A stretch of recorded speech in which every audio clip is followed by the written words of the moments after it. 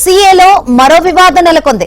HCA తాత్కాలిక అధ్యక్షుడిగా ఉన్న దల్జిత్ పై బీసీసీఐకి పలువురు క్లబ్ సెక్రటరీలు ఫిర్యాదు చేశారు.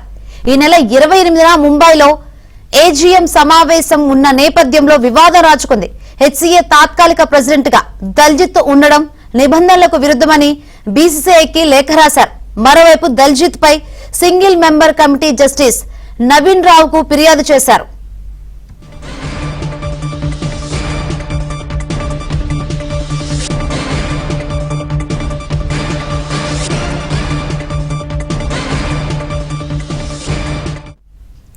హెచ్సీఏలో మరో వివాదం నెలకొంది. హెచ్సీఏ తాత్కాలిక అధ్యక్షుడిగా ఉన్న దల్జిత్ పై బీసీసీఐకి పలువురు క్లబ్ సెక్రటరీలు ఫిర్యాదు చేశారు. ఇక ఇదే అంశం సంబంధించి మరిన్ని వివరాలు అందించేందుకు మా ప్రతినిధి నరేష్ సిద్ధంగా ఉన్నారు. నరేష్, మరోసారి హైదరాబాద్ క్రికెట్ అసోసియేషన్ లో వివాదం తలెత్తింది.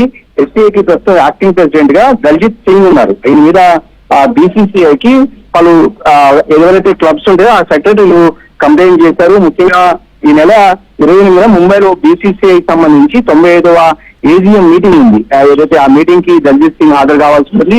ఏజీఎం మీటింగ్ లో పాల్గొనేందుకు అన్ని రాష్ట్రాల క్రికెట్ అసోసియేషన్ కు బీసీసీఐ నుంచి పిలుపు వచ్చింది. అలాగే హైదరాబాద్ క్రికెట్ కూడా ఆహ్వానం అందింది.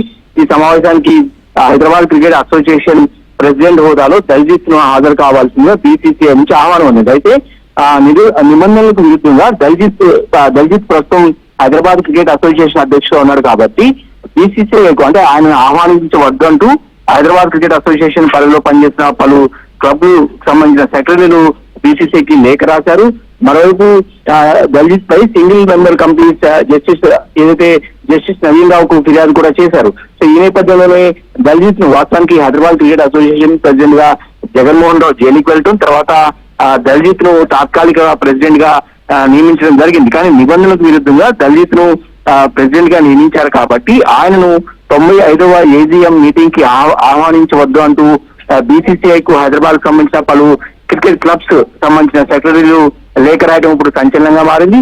సో బీసీసీఐ తదుపరి కార్యాచరణ ఎలా ఉంటుంది అనేది కూడా వేచి చూడాల్సి ఉంది. ఎందుకంటే ఇప్పటికే ఆయా రాష్ట్ర క్రికెట్ అసోసియేషన్ కు బీసీసీఐ ఆహ్వానాలు పంపింది. ఇక ఈ నెల 28న ముంబైలో జరగబోతున్న అంటే బీసీసీఐ కేంద్ర కార్యాలయం ముంబైలో ఉంటుంది కాబట్టి ఆ సమావేశానికి దల్జిత్ రావాల్సిందిగా బీసీసీఐ ఆహ్వానించింది.